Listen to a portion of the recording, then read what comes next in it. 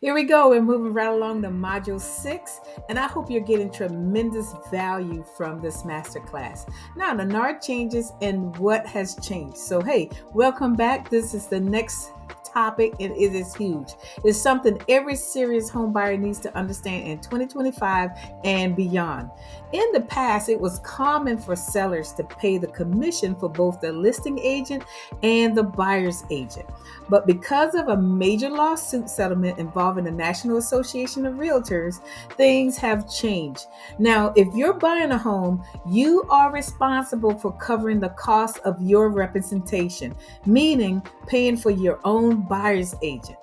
Let's break this down in simple terms so you know exactly what's happening and why it matters to you.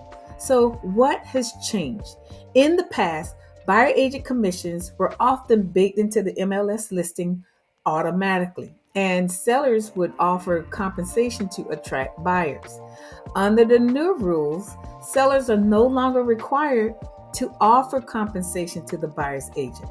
So, buyer agent compensations must now be negotiated separately and disclosed clearly. No hidden fees, no assumptions. So, in other words, there has been a decoupling of the seller and the buyer fees when it comes to agent representation. This creates more transparency, which is good, but it also means you as the buyer need to plan ahead for this important cost.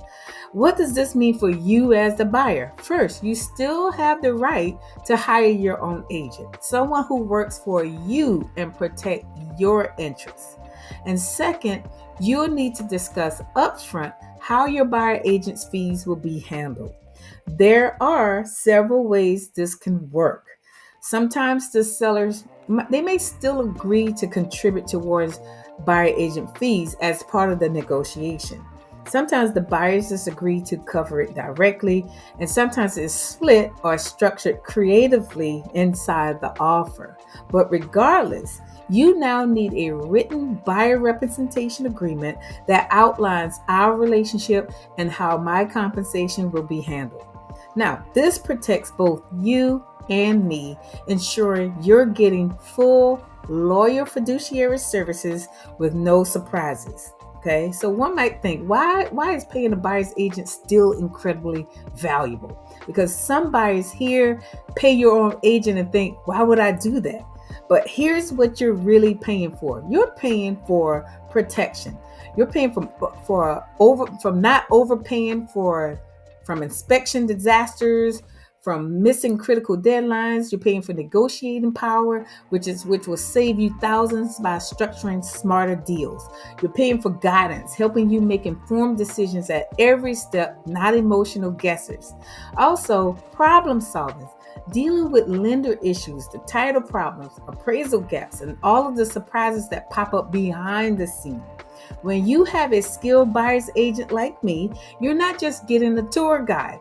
You're getting a strategist whose whole job is to protect your time, your money, and your future investment. How my buyer services work. I offer a clear upfront explanation of my services so you know exactly what to expect. No confusion, no guesswork. You assign a buyer agency agreement that outlines my fiduciary duties to you and how our communication will work, how compensation will be handled.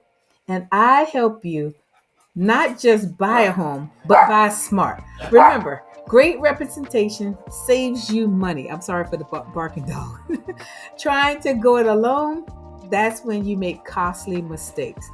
And also during my buyer's consultation, I will also present to you my fee structure and what services are represented under each one of those services. And like I said, there's clear compensation. There will be no guesswork on your end. You will have a clear, transparent fee structure as to what my services entail.